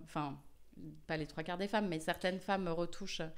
leurs photos, ce qui n'améliore pas, ce qui n'améliore rien pour personne. Du coup, mais voilà, en tout cas, moi, je pense que c'est beaucoup venu de ma mère. Et après, bien sûr, tout le travail que j'ai fait, etc., parce que j'étais pas, et on en parlait tout à l'heure, j'étais pas aussi à l'aise dans ma vingtaine qu'aujourd'hui, mais je pense que, voilà, ce que je te disais d'ailleurs tout à l'heure, c'est que plus on vieillit et plus on se dépérit, et je pense plus on s'en fout un peu. Mais c'est vrai que dans ma vingtaine, j'étais encore plus coquette, fringue, mode, etc. Et que c'est aussi comme ça que je me définissais. Et qu'avec le temps, je pense... Enfin, en tout cas, moi, j'ai l'impression que plus j'avance et plus je m'en... Tu te détaches de ça ? Ouais. De cette... parce que je trouve que... je parle pour moi aussi, mais je trouve qu'en tant que femme... notre identité, elle est très souvent attachée à cette apparence physique. Et c'est difficile de s'en détacher, mais je trouve que c'est tellement important de réaliser qu'en fait, ta valeur n'est pas là. C'est quelque chose de... Voilà, le corps, enfin, l'apparence physique se change, en fait, avec le temps. Donc... Oui, et surtout, c'est la chose la moins intéressante que t'aies. Enfin, tu vois, ce truc-là aussi, quoi, développe, nourrit, arrose, toutes les autres parties de toi. Enfin, tu vois, et plus du coup, tu t'intéresseras à des choses, tu te perfectionneras dans des choses, tu te concentreras ton attention dans d'autres choses, moins tu seras à te regarder le trou dans la cuisse et le machin. Tu vois ce que je veux dire ? Donc, en fait, tu vois, existe, ça veut exister, étymologiquement, ça veut dire sortir de soi. Tu vois, donc c'est vraiment, sors-toi la tête de ton cul, tu vois, et regarde autour de toi ce qui te plaît, comment tu as envie d'aider, qu'est-ce qui te révolte dans la vie, comment tu peux être au service de quelque chose de plus grand que toi. Moi, je trouve que c'est ça qui nous sort de notre condition, tu vois, de meuf esthétique, enfin, tu vois, de l'esthétique des femmes. Tu vois ce que je veux dire ? De se mettre au service de quelque chose de plus grand et de mettre son talent au service de sa mission d'âme. C'est ça, exactement, ouais. Sortir de cette identité qui est rattachée à l'ego et de se dire je suis mon physique, je suis mon travail, je suis ça, je suis ci, mais plus être simplement ancré dans son corps et se dire que bah en fait on est là pour servir quelque chose de plus important que nous. C'est ça. Et puis voilà, c'est notre vaisseau, quoi, toujours la même chose, mais c'est notre vaisseau. C'est notre vaisseau. Mais c'est vrai qu'on a tendance à et je trouve qu'on a quand même tendance à beaucoup se comparer les unes aux autres, à se dire c'est quelque chose de vraiment que je vois beaucoup chez les femmes, ce mode de fonctionnement. C'est aussi très lié aux réseaux sociaux. Tu vois, tu vas voir certains types d'apparences qui semblent absolument parfaits, retouchés, sans défaut, sans... Il y a aussi beaucoup de pression sur le fait de vieillir, de prendre de l'âge, des rides, etc. Et je me demande comment toi, tu vois, comment se détacher concrètement de ça. Je veux dire, aujourd'hui, je pense à, par exemple, les femmes qui nous écoutent et qui se disent « Ah, c'est sympa, mais bon, si je fais pas attention à mon apparence physique, c'est aussi l'histoire de la peur, de se dire « Je vais pas rencontrer quelqu'un, je vais pas... » Comment est-ce qu'on peut se détacher de plus en plus de ça ? Bah, tout ça, c'est les croyances limitantes. Moi, je donne toujours la même réponse qui est un peu... Enfin, je sais que ça fait pas forcément plaisir, mais... Tout ça, encore une fois, là, on parle de quoi ? On parle de l'estime de soi, encore une fois. On parle des croyances limitantes, on parle de problèmes à la fois, j'ai envie de dire, familiaux, mais aussi sociétaux. Enfin, sociétaux. Je ne sais pas si c'est français de dire ça, mais en gros, de dire, c'est vrai que les femmes, on est jugées, on est appréciées ou pas selon notre apparence. Donc ça, c'est quand même un fait au niveau sociétal. Vous voyez ce que je... Donc, on peut régler des choses au niveau personnel, mais à un moment, au niveau sociétal, il faut que ça bouge aussi, tu vois, à plein de niveaux pour qu'on arrête de mettre des carcans comme ça, tu vois, sur les femmes. Parce que nous, oui, on veut bien bouger, on veut bien se sortir, tu vois, de toutes ces injonctions et de tous ces trucs. Mais c'est vrai qu'il y a aussi, tu vois, c'est personnel et c'est collectif. Après, je pense que bien sûr, c'est systémique. Quand il y a un élément du système qui bouge, tout le système bouge. Donc la société, ça veut rien dire. La société, c'est une somme d'individus. Donc évidemment qu'il faut qu'on bouge tous individuellement. Mais comment se sortir c'est ça, de la comparaison, etc. Moi, c'est intéressant parce que là, quand tu me disais ça, les réseaux et tout, je remarque que je suis... certains comptes, tu vois, de femmes, bon, pas beaucoup non plus, mais certains qui font des photos en maillot de bain, ou tu vois vraiment des... Bon, d'ailleurs, je les suis pas pour ça, elles font autre chose à côté, mais... Et j'observe, là, quand tu me parlais de ça, je me disais, ah ouais, c'est vrai que ça fait... Je me souviens pas la dernière fois où j'ai ressenti de la jalousie, où je me suis comparée. Tu vois, ça ne m'arrive plus jamais. Est-ce que ça t'est déjà arrivé ? Oui, et ça m'arrivait avant. C'est pour ça que je dis... Pour moi, il n'y a pas de quick fix et de trucs magiques. Pour moi, c'est un processus dans le temps de travailler sur soi, sur son estime de soi, sa confiance, etc. Et se rendre compte qu'aussi, je vais dire un truc peut-être un peu bateau, mais les femmes, c'est comme des fleurs. Tu vois, non, mais, c'est vrai. Tu vois, il y en a, c'est un coquelicot. Il y en a une autre, elle pousse l'hiver dans la neige. Il y en a une autre, tu vois, elle... J'adore cette image. Tu vois, et tu peux pas comparer un pissenlit, je m'y connais pas du tout en fleurs, comme vous pouvez le voir, mais c'est pas un mimosa avec une rose, avec un cactus, avec en fait, c'est absurde parce que quand on y pense, un éléphant, il va jamais envier, tu vois, un singe. Tu vois, il va toujours connaître sa place. Et il va jamais se dire, putain, j'aimerais bien monter à l'arbre. Comment il fait ? Moi, je suis trop gros. Putain, c'est lui vraiment. Tu vois, il faut aussi savoir qui on est, en fait. Tu vois, et ce que fait l'autre, ce n'est pas nous. Tu vois, on est des animaux de la jungle. Tu vois ce que je veux dire ? Et on a tous notre force. Il faut comprendre qui on est, quoi. C'est ça. Mais c'est vrai que je pense trouver sa place. Complètement. Mais c'est beaucoup d'ego finalement de se comparer, de se dire oui, lui il est comme ça, elle est comme ci, moi j'arrive pas à ça. Mais tu sais, c'est un sujet qui me trotte beaucoup parce que j'ai l'impression que c'est très souvent lié aux relations amoureuses, tu vois, ou au regard de l'autre, au regard des hommes qu'on se compare en fait, tu vois. Je me dis, est-ce qu'on se comparerait autant en tant que femme si c'était pas dans le but d'obtenir le regard des hommes? Enfin, tu vois ce que je veux dire? Et il y a quelque chose là-dedans, je pense qu'il faut creuser parce que, tu sais, en anglais on dit the male gaze, tu vois? Et il y a vraiment cette sorte de compétition un peu... mais qu'on s'avoue pas trop, tu vois, il y a une compétition un peu malsaine autour de ça sur les réseaux sociaux. Et j'ai l'impression, mais pas que sur les réseaux sociaux finalement, il y a quelque chose d'un peu malsain dans ça, dans le fait de s'identifier à est-ce que je vais plaire aux hommes ou non? Est-ce que par rapport à cette femme, je vais plaire aux hommes ou non, tu vois? Parce que j'ai l'impression que c'est ça la vraie question qu'il y a...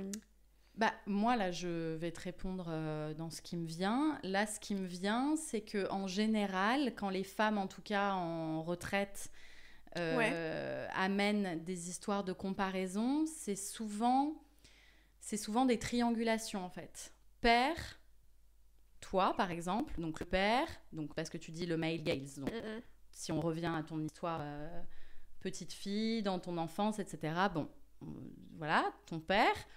Toi et qui alors? Est-ce que c'était ta mère? Est-ce que c'était ta sœur? Est-ce que c'était... En fait, revenir à c'est quoi l'histoire de la compétition dans ta famille? C'est quoi l'histoire de la comparaison dans ta famille? Tu vois, parce que c'est super intéressant ce que tu dis. Parce que souvent, quand quand les femmes amènent ça, souvent c'est ah bah j'ai une sœur et j'étais toujours comparée à elle et mon père il préférait elle et enfin tu vois et du coup bah aujourd'hui je vais toujours vers des mecs qui ont une autre femme et qui préfèrent cette autre femme et moi je suis toujours la meuf d'à côté vers qui on va jamais vraiment enfin au bout d'un moment j'ai envie de dire c'est pas que c'est boring mais après 15 ans à être dans le milieu de la psy c'est vrai qu'il y a quand même des patterns qu'on retrouve toujours et qui sont pas tout le temps vrais, mais souvent vrais. Et il faut aller regarder dans son enfance, en fait, ce qui se jouait par rapport à ça, quoi, au niveau de la comparaison et de la... Enfin, tu vois, parce que, comme je disais, c'est sociétal, mais souvent, c'est quand même dans la famille, quoi. Ouais. C'est vrai que... c'est intéressant de toujours revenir à ce qu'on a vécu plus jeune, enfant, pour pouvoir comprendre pourquoi est-ce qu'on... on répète un peu. Moi, c'est comme ça que je trouve, en tout cas, les réponses les plus perspicaces et les plus pertinentes, quoi. Et ce à quoi ce que je dis tout le temps, au début de mes retraites aussi, c'est je dis, donc là, on va se concentrer vraiment sur ses ressentis corporels et sur ses émotions. Donc, à chaque moment, écoutez, en fait, si ça vous parle. Parce que le psy va vous amener sur des pistes, mais comment savoir si c'est la bonne piste? Le corps, il parle, en fait. On sait tout de suite, ça fait un... Oui, c'est vrai, on le sent, on sent que ça appelle dans son ventre, c'est physique en fait. Et quand on fait « Ah ouais, peut-être », qu'on commence à monter dans son mental, c'est pas ça. Mais tout de suite, quand quelque chose nous parle et qu'on fait et qu'on a vraiment une enfin moi ce que j'appelle une révélation, quoi, ça ment pas, quoi. Et c'est pour ça que j'aime la psychosomato, c'est que ça vient vraiment tout le temps chercher dans les ressentis corporels, ou dans ton corps, qu'est-ce que ça veut dire, enfin... Et le corps ne ment pas, quoi. Quand on se base sur le corps et les ressentis du corps, ça ment pas. C'est vrai. C'est un bon indicateur de vérité, finalement. Et oui. Ouais, parce que le mental, il va toujours débattre ou s'inventer des trucs. L'ego spirituel aussi va toujours... Bon, il va partir dans les hauteurs là, de la spiritualité. Mais je trouve que de revenir aux sensations du corps... Et à ses émotions et de partir de là comme fil conducteur, c'est toujours une bonne, c'est une bonne base. Une bonne approche. Ouais. Est-ce que tu peux nous parler de tes retraites? Je suis curieuse que nous en parles.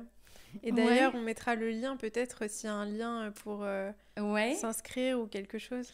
Ouais, alors pour l'instant, je ne sais pas quand est-ce que tu vas publier ça, mais pour l'instant, elles sont toutes complètes jusqu'en avril, du coup. J'en fais tous les mois. Alors, donc ça s'appelle des Transformative Weekends. Ouais. C'est des week-ends de transformation en groupe. C'est des week-ends, c'est des retraites entre femmes. Et en fait, la genèse de ce projet-là, c'est que justement, après avoir fait tout un tas d'expériences introspectives dans ma vingtaine, j'avais vraiment envie de plusieurs choses. J'avais envie de regrouper tous les thérapeutes, un peu ce que tu disais tout à l'heure, tu vois, qui m'avaient appris, j'avais envie de collaborer avec eux pour mélanger nos approches, et j'avais aussi vraiment envie de proposer un truc qui soit complet, en fait. Vraiment ce trio corps, esprit, âme, c'est vraiment le trio des week-ends, quoi. Et je me suis dit, j'ai envie de prendre les gens dans leur globalité et de leur proposer tout un tas de choses, en fait. Que si ça leur parle pas, ça résonne. Que si l'écriture intuitive, c'est pas du tout pour eux, et que la danse, ils vont se révéler, ou que la libération émotionnelle, ou la méditation, ou le psychodrame, on fait de la relaxation aquatique, on fait du Watsu, on fait de la CNV, on fait du psychodrame, on fait du chant spontané, on fait du eye gazing, on fait de l'art-thérapie, on fait de la... Waouh, c'est génial! On fait tellement de choses. On fait aussi de l'improvisation théâtrale, de l'extatique danse. Enfin bref, on fait plein de choses, que des pratiques que j'ai moi-même expérimentées, essayées, ou que j'ai un petit peu transformées. Parfois, je fais des mélanges, quoi. Je fais des petits mélanges de rebirth, de relaxation aquatique, de Watsu. Enfin, je mélange plusieurs approches que j'ai découvertes. Je trouve ça trop cool, ouais. Je fais ma petite sauce, quoi. Et c'est génial. C'est tous les mois. C'est dans un domaine dans le centre de la France qui est absolument magnifique, où il y a une piscine intérieure chauffée à 29 degrés, justement. Oh là là, je vais y aller, moi! Voilà, pour la relaxation aquatique. Une piscine extérieure pour l'été. C'est juste à côté d'une petite rivière, d'une forêt, où justement on va chanter, on va faire des choses, des marches, on fait enfin bref, plein de choses avec le corps aussi. Et ouais, c'est génial. Moi, ce qui me marque à chaque fois le plus dans ces retraites, non seulement bien sûr ces états de grâce que je ressens, et tu vois, tu parlais beaucoup de comparaison justement entre les femmes et tout, et c'est vrai que là-bas, c'est une espèce d'endroit, j'ai envie de dire sacré, où on le ressent, on le vit, la puissance des femmes quand elles sont mises ensemble. Ça me donne des frissons. Hors société, hors male gaze, hors de nos boulots, hors de nos familles, hors de nos étiquettes, hors de nos maisons, enfin tu vois, hors de tout ce qui, soi-disant, de comment on s'est construit, ou comment... Là, elles viennent, elles. Tu vois, elles sont pas mamans, elles sont pas chefs d'entreprise, elles sont pas filles, sœurs, machin, truc, machin. Elles sont elles. Déjà, elles viennent la plupart pour dormir parce qu'elles sont jeunes mamans et qu'elles ont envie de faire une nuit complète. Mais aussi juste pour se retrouver elles, en fait. Tu vois, et comprendre la puissance du collectif, justement cette puissance que moi j'avais expérimentée dans mes retraites.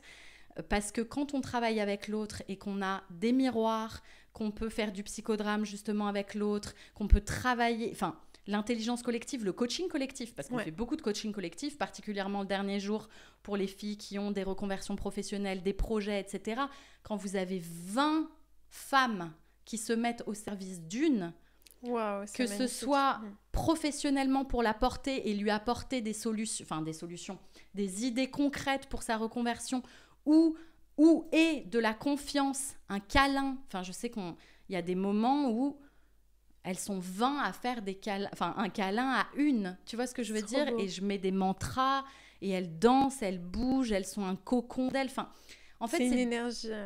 C'est difficilement explicable parce que ça se fait tellement, le fil de ces retraites, il se fait tellement intuitivement selon le groupe, et je me laisse tellement porter par les histoires des unes, des autres, tu vois, et il y en a une qui dit ça, je me dis, ça me donne une idée, il faut faire le tunnel de l'amour, enfin, tu vois, j'ai tout d'un coup, j'ai des idées qui me viennent, je me dis, tu vois, j'ai envie de la faire s'exprimer comme ça, là où elle, ça, enfin, tu vois, et ça se construit tellement comme ça, et en fait, c'est tellement puissant que c'est difficilement explicable, et c'est pour ça qu'à chaque fois, je dis toujours qu'elles en parlent mieux que moi, parce que leurs témoignages sont tellement, à la hauteur de ces retraites, et moi, je peux en parler, bien sûr, dans ma capacité de thérapeute, et moi aussi, je le vis dans mes tripes, et je pleure à la fin, et je vis les plus beaux week-ends de ma vie. Enfin, vraiment, c'est magnifique. Mais elles, leur mot de dire... Enfin voilà, aujourd'hui, j'en ai des centaines. Ça fait 2 ans plus de 2 ans même, ça fait 2 ans et demi que j'en fais tous les mois. Fais ah ouais.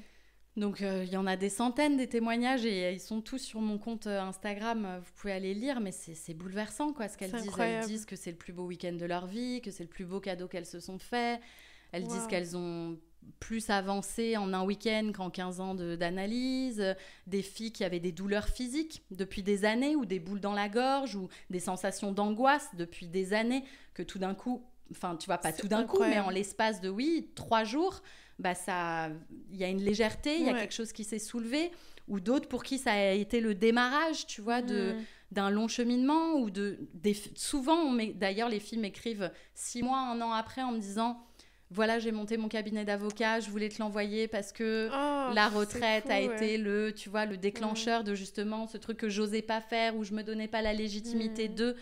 Et en fait, je suis facilitatrice, mais c'est vraiment ces 20 femmes qui, tu vois, se portent entre elles et qui restent en contact après, tu vois, à travers un groupe WhatsApp.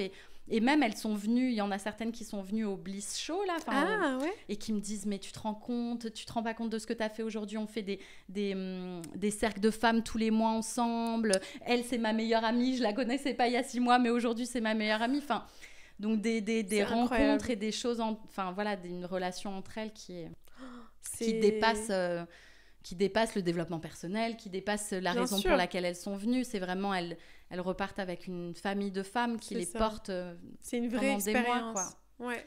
Puis c'est surtout, je pense qu'on est...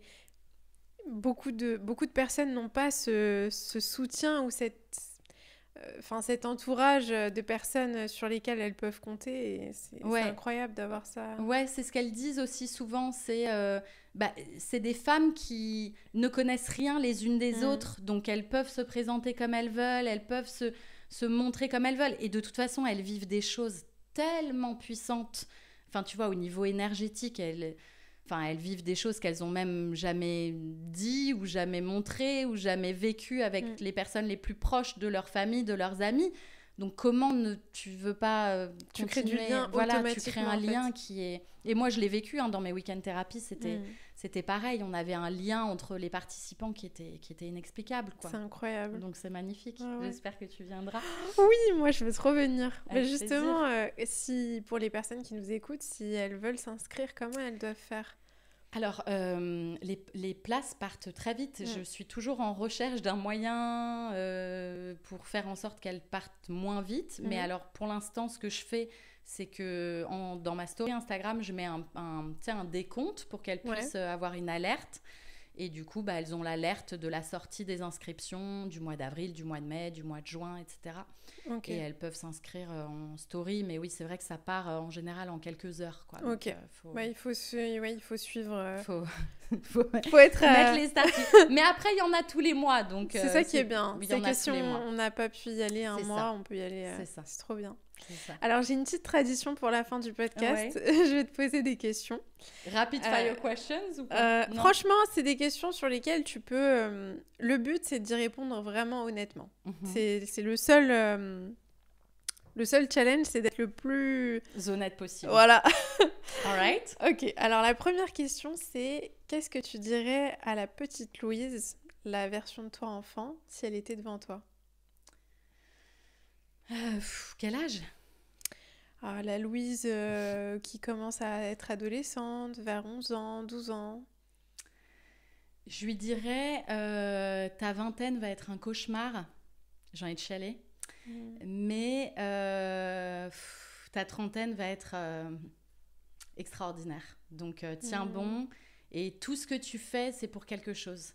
Parce que parfois, justement, cette thérapie, quoi, qui est longue, qui est... Tu vois, au bout d'un moment, au bout de 5 ans, t'es là à ramer et tout. Et en fait, putain, tout ce que j'ai appris sur moi, toute l'empathie aussi que j'ai aujourd'hui pour les gens qui font ce travail-là, il vient de ça, en fait. C'est pour ça que je dis souvent, vos failles deviennent vos plus grandes forces. C'est que non seulement tu deviens expert, par exemple, moi, qui ai eu beaucoup de dépression chronique, mais je deviens experte, tu vois, de la dépression parce que je connais ça comme ma poche. Et de l'autre côté, quand t'oses les dire, quand t'oses les montrer, quand t'oses tout naît de la vulnérabilité, en fait, je trouve. Enfin, si t'oses pas être vulnérable, ça veut dire que t'oses pas tromper, ça veut dire que t'oses pas essayer. Enfin, je trouve que tout ce qui est beau naît de la vulnérabilité. Donc, ouais, me dire que cette vulnérabilité de ma vingtaine, je vais pouvoir la mettre à profit pour les autres par la suite, quoi. Et que c'est pas que... c'est pas que dur et que ça en deviendra beau après, quoi. Enfin, ça, c'est vrai. Qu'il y a quelque chose de beau qui va sortir de ce travail un peu... voilà. De ce moment de souffrance et de difficulté. Enfin, de ce travail laborieux, quoi. Je trouve la thérapie, c'est... c'est dur, c'est intense, c'est lourd, c'est waouh, c'est... tu vois. Mais... Comment tu vois la thérapie ? Je suis juste curieuse sur ça... Parce que tout à l'heure, tu as dit quelque chose qui m'a fait réfléchir. Tu as dit que quand on commence une thérapie, ça peut pratiquement durer éternellement, dans le sens où on n'a jamais fini, c'est vrai, de creuser, de trouver... Comment est-ce que tu vois la thérapie aujourd'hui pour toi ? C'est quoi ton opinion là-dessus ? Moi, en tout cas, quand j'ai décidé de commencer à pratiquer en individuel, parce que j'ai aussi pratiqué en individuel dans un cabinet pendant 4 ans, alors pas dans un cabinet pendant 4 ans parce qu'au bout d'un moment c'était le Covid et j'ai passé tous mes patients à distance, mais en gros j'ai pratiqué pendant 4 ans et c'était vraiment mon activité principale. Je faisais ça tous les jours, j'avais des consultations toutes les heures, enfin voilà, tout ce que truc classique, quoi. J'essayais d'être dans la déconstruction et la construction en même temps, en fait. Souvent, les patients venaient pour de la psychothérapie, ils finissaient par un coaching, ou venaient par un coaching et faisaient un détour par la psychothérapie. Parce que la psychothérapie, on travaillait le pourquoi, et voilà, la libération émotionnelle, la conscientisation des schémas qui ont été mis en place dans l'enfance et qu'il faut éventuellement casser, les croyances limitantes, tout ce qu'on connaît. Et en même temps, le coaching, ça permettait de, ok, tout ça, d'accord, tes peurs, ok, tes failles, ok, mais qu'est-ce que tu veux aujourd'hui, en fait ? De quoi tu as besoin ? Enfin, vraiment aller dans les besoins et les envies pour déjà avoir un peu de joie, quoi. Enfin, tu vois, et ne pas que être dans le négatif et pouvoir se projeter et pouvoir construire en même temps qu'on déconstruit, quoi. Donc moi j'étais plutôt là-dedans. J'essayais justement de pallier à ce que moi j'avais vécu qui était trop peu, enfin beaucoup dans la déconstruction mais trop peu dans la construction. Donc c'est pour ça que les outils de coaching m'ont bien aidée pour accompagner mes patients là-dedans. Et au bout d'un moment, il faut partir, quoi. Au bout d'un moment, il faut dire au revoir à son thérapeute. Et partir. Mais bon, il faut faire attention quand on part, qu'on ne fuit pas, parce que parfois les gens partent quand ils commencent à travailler aussi. Ah oui, c'est intéressant, c'est vrai. Souvent, quand ça commence à travailler, ils s'en vont, quoi. Parce qu'ils se disent, ah merde, elle est bonne, elle va vraiment dans le truc que j'évite depuis. Bon, ciao. Ouais, c'est vrai, ça c'est arrive vrai. aussi. C'est vrai. Alors, j'ai une autre question. Est-ce qu'il y avait quelque chose que tu n'aimais pas chez toi avant et que tu as appris à aimer avec le temps ? Très bonne question. Quelque chose que j'aimais pas chez moi avant. Je pense que je me suis justement longtemps battue contre cette inertie, en fait. Moi, la dépression me plongeait. En fait, j'étais comme un lapin dans des phares. J'étais tétanisée. J'arrivais pas à avancer. J'arrivais à rien faire, en fait. Donc, je me suis longtemps battue contre cette espèce de... Je sais pas, c'est dépressive et en même temps, je sais que ce côté dépressif, c'est aussi mon côté introverti. Tu vois, typiquement, quand tu disais « j'ai besoin de me recentrer sur moi, j'ai besoin de parler à personne, j'ai besoin d'être dans mon cocon, dans ma bulle, etc. » Mais je pense que je me suis longtemps battue parce que quand même, quand tu veux monter un business, tu es obligé de rentrer dans ton yang. Tu peux pas être que dans ton yin. Moi qui étais beaucoup dans mon yin, au bout d'un moment, j'ai dû faire « Ok, là, je vais mettre quand même un peu l'archétype de la guerrière et me battre pour lancer mon business parce qu'être entrepreneur, c'est un vrai délire quand même, ça aussi. Et j'ai fait ça pendant des années, plein de burn-out, enfin bref. Mais, et aujourd'hui, j'apprécie plus justement ce côté yin du féminin. Enfin, tu vois, je parle pas de féminité, mais je parle... Ouais, je vois ce que tu veux dire, cette sensibilité, cette peut-être... Oui, et mon côté introverti, en fait. Parce que là, j'ai l'air extravertie et tout, parce que voilà, ça fait partie de nos activités professionnelles aujourd'hui, mais ma vie de tous les jours, c'est vraiment être seule chez moi. Enfin, tu vois, je pense que je suis comme toi. Toi aussi, à voilà. 100%. C'est ça, et c'est mon plus grand bonheur. Moi aussi. J'adore être seule chez moi, que personne me fasse chier, faire ce que je veux quand je veux. C'est le bonheur. C'est le bonheur, quoi. Et je pense que j'ai combattu ça en me disant mais il y a quelque chose qui va pas. Même tu vois au lycée j'avais jamais envie d'y aller, j'y allais en pyjama, je loupais une fois sur deux, tu vois, la confrontation au monde, tu vois, ça me saoule parfois d'être dans le monde, tu vois. Je te comprends tellement. Tu vois ce que je veux dire? Trop. Et je pense que ça j'étais en mode ah non mais Louis ça va pas, parce que ça lidait à la dépression, enfin tu vois, ça m'emmenait dans la dépression au bout d'un moment quand j'écoutais trop ce côté introverti, tu vois ce que je veux dire? Ouais, je vois ce que tu veux dire, et puis c'est aussi quelque chose qui est un peu mal vu par les gens surtout quand on est plus jeune. Il y a ce truc cette pression de devoir toujours être très très sociable tu peux être sociable et introverti, bien sûr. Exactement. C'est pas du tout incompatible, mais le fait d'avoir besoin de ces moments à soi, en fait, c'est quelque chose qui est un peu mal vu quand on est plus jeune. Exactement. Et bah moi, typiquement, dans ma vingtaine, voilà, je me forçais à sortir, enfin, tu vois, même si au final, quand je sortais, bah, j'étais extravertie, je dansais et je kiffais.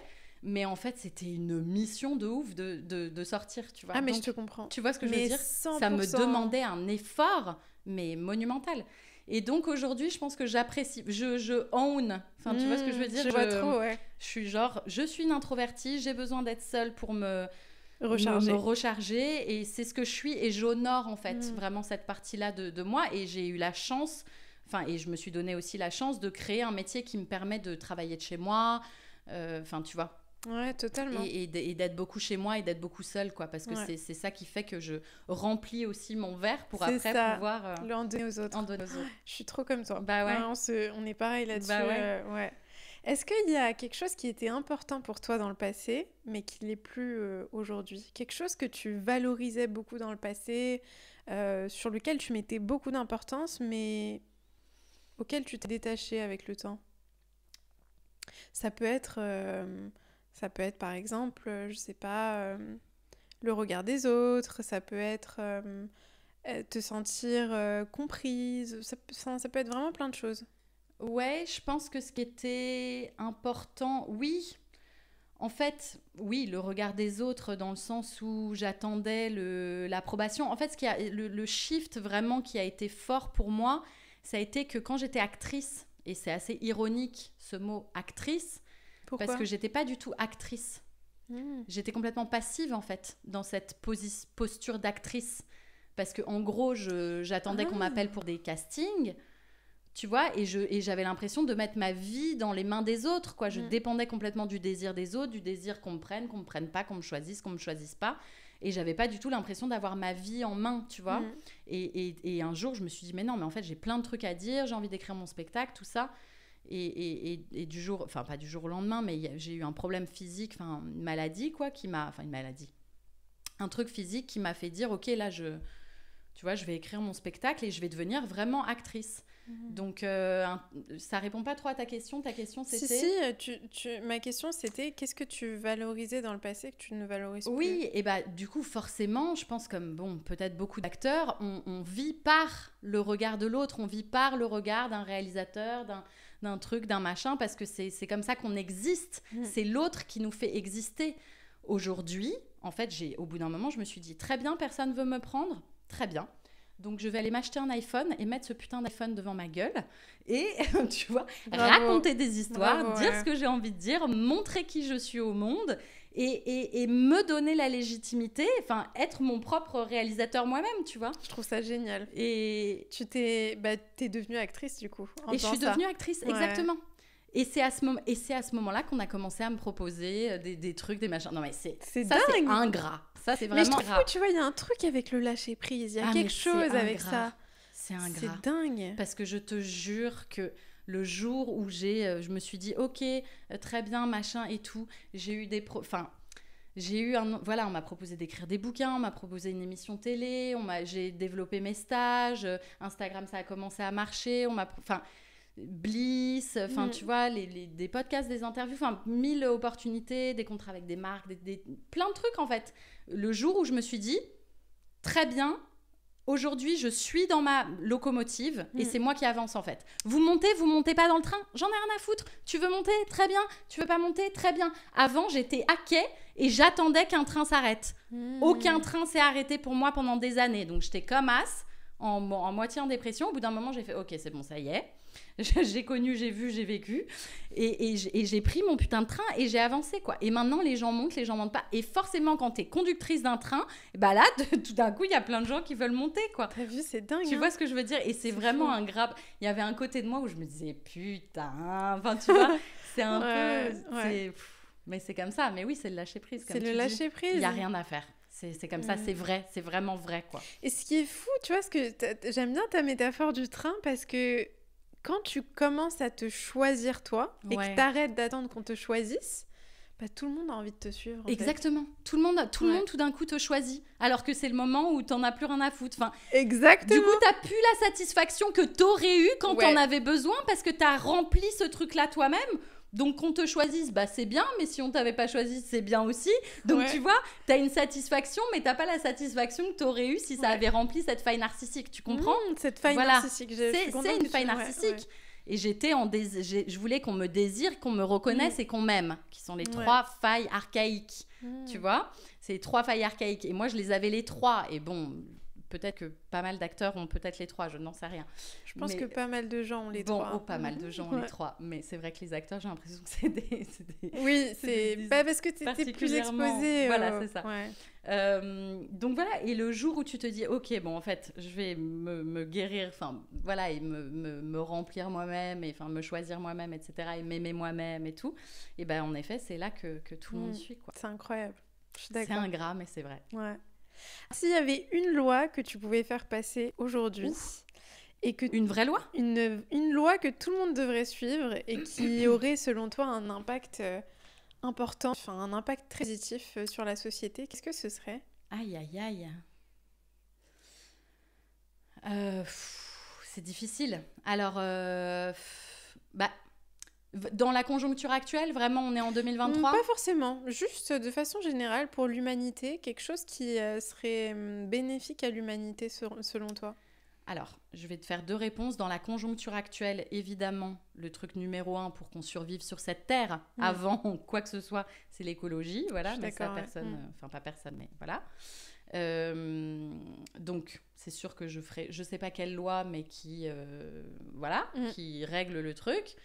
Et après, sans forcément parler de la conjoncture actuelle, le premier truc qui me vient, c'est les femmes et les mamans, quoi. Enfin, tu vois, je pense à l'excision, je pense aux femmes battues, je pense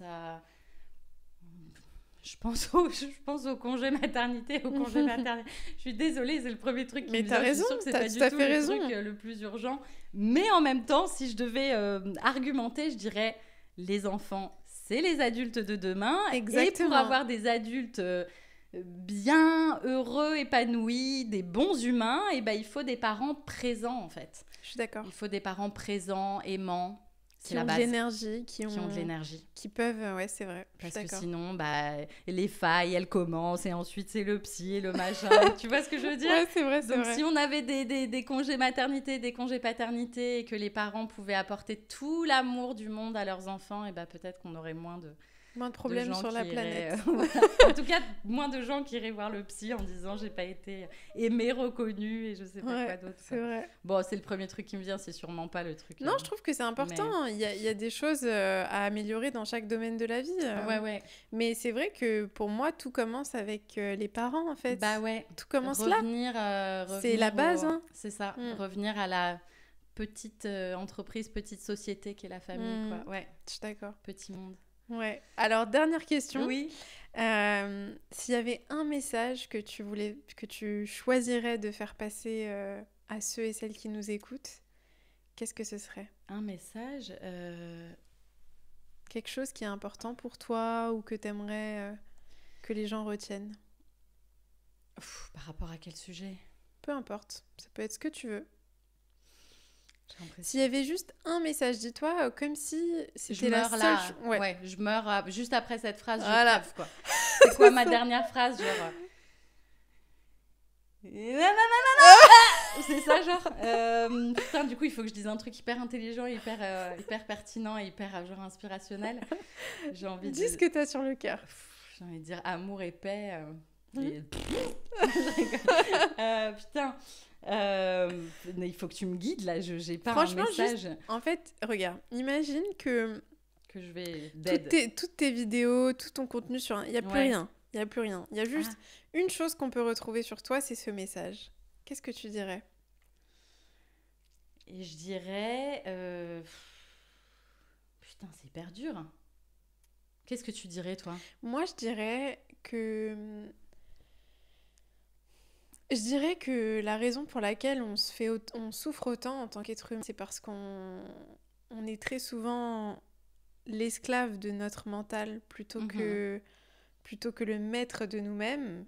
Et je dirais que finalement, tout ce qu'on recherche le plus se trouve à l'intérieur de nous, parce que même quand on le cherche chez les autres, finalement, je pense qu'on recherche quelque chose de plus grand que nous. Je pense qu'on cherche la source, on cherche l'être, on cherche Dieu. Il y a différents mots qu'on peut utiliser. Bien sûr. Et je pense que tous les chemins qu'on empruntera dans notre vie, et on pourra vraiment perdre du temps, entre guillemets, dans certains chemins, mais on reviendra toujours ici. Donc, je dirais de revenir ici. Et ouais, je dirais ça.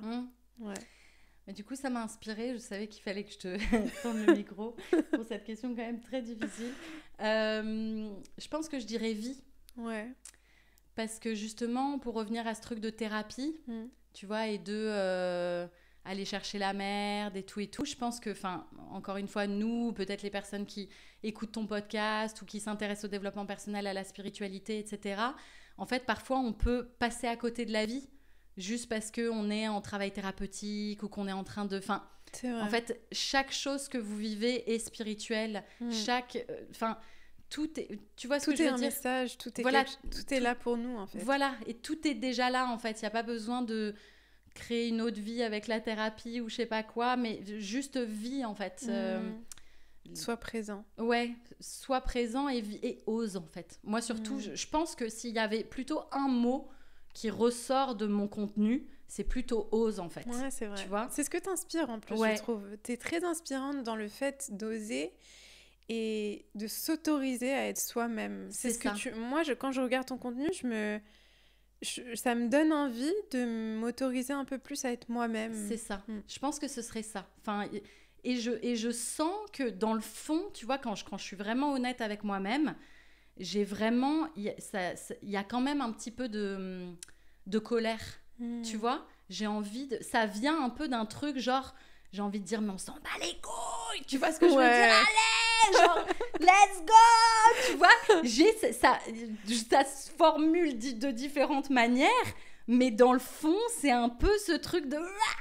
Tu vois, d'espèce d'explosion de vie, de genre, let's go, viens, on vit, c'est qu'on veut se libérer de toutes ces chaînes. Se libérer, exactement, se libérer de toutes les chaînes, c'est exactement ça. Je pense que ce serait ça mon message, j'adore. Tu vois. Et j'adore l'expression que t'as faite, là, j'adore. Tu vois, un truc de... on s'en bat les couilles, tu vois, c'est genre... je sais pas, genre, let's go, quoi, vas-y, viens, fais ce que tu veux, kiffe, fais des grimaces, danse, sois ridicule, sois toi-même, dis ce que t'as envie de dire, fais ce que t'as envie de faire, on s'en fout, ça marche pas, on s'en fout, c'est pas grave, j'adore. Vis, fais, sois toi-même, ose, quoi. Voilà, c'est ça que j'aurais envie de dire. J'adore. Je l'ai ressenti là. J'aime trop. J'aime trop. Franchement, merci beaucoup. C'était incroyable. J'ai adoré notre discussion. Moi aussi, j'ai adoré. C'était vraiment trop Avec cool. Avec grand plaisir. Pour ceux et celles qui nous écoutent, n'hésitez pas à aller suivre Louise. C'est Louise Chabat sur Instagram. C'était peut-être sur un autre réseau. Je suis sur aucun réseau. Déjà, Instagram, ça me fait une charge. Instagram, Louise Chabat. De toute façon, on va mettre ton pseudo sous la vidéo.